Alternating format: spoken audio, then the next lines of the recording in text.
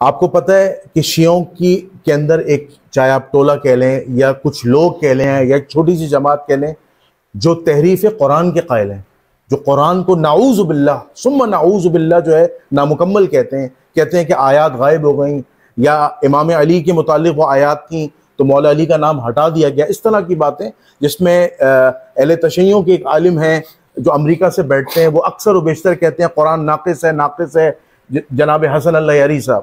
تو آپ مجھے یہ بتائیں کہ منہج اہل بیت، کہ اگر آپ اپنے آپ کو ذمہ دار کہتے ہیں، آپ نے اپنی شیعت کا اعلان کیا ہے، تو کیا آپ قرآن کو مکمل مانتے ہیں؟ آپ کا قرآن کے بارے میں عقیدہ کیا ہے؟ یہ ایک بڑا بنیادی مسئلہ ہے مفتی صاحب، بہت بڑا بنیادی مسئلہ ہے۔ میں شیعت کا اعلان کیا ہے، لیکن میں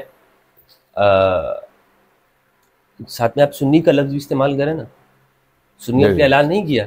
میں سنی تو ہیں آپ؟ ہاں، سنی ہی ہوں میں، ٹھیک ہے؟ سن سنانے والے سنی تو نہیں ہیں؟ اہل سنت والجماعت سے۔ اچھا، اہل سنت کا ہو یا شیعہ کا ہو، سب کا اتفاق ہے کہ یہ قرآن جو آج ہمارے سامنے موجود ہے، جو مابین الدفتین ہے، یہ مکمل ہے، ٹھیک ہے؟ میرے خیال میں نہیں ہے کہ شیعوں میں یا رافضیوں میں کوئی ایسا طبقہ ہو، بہت کم ہوگا کہ جو یہ بات کرتے ہوں گے کہ یہ قرآن نامکمل ہے، لیکن ان کا مطلب بھی یہ نہیں ہوتا، یعنی اگر میں جس طرح سے سمجھا ہوں، وہ بھی یہ نہیں کہنا چاہتے کہ یہ قرآن وہ اصل قرآن ہے نہیں کہ جو رسول اللہ کے زمانے میں تھا۔ ان کا مطلب یہ ہوتا ہے کہ بعد میں چونکہ روایات ایسی ملتی ہیں جو کہ اہل سنت کی کتابوں میں بھی ہیں، جس سے معلوم یہ ہوتا ہے کہ اس کی جمع اور تدوین کے اندر دیانتداری سے کام نہیں لیا گیا۔ ان کا موقف یہ ہوتا ہے، مثلا کچھ آیات نکالی گئی ہیں وغیرہ وغیرہ، وگرنہ تو اس قرآن کو وہ بھی اس کی عبادت، اس کی تلاوت کو عبادت سمجھتے ہیں، تعبداً اس کو پڑھتے ہیں، ان کی مساجد میں یہ ہوتا ہے۔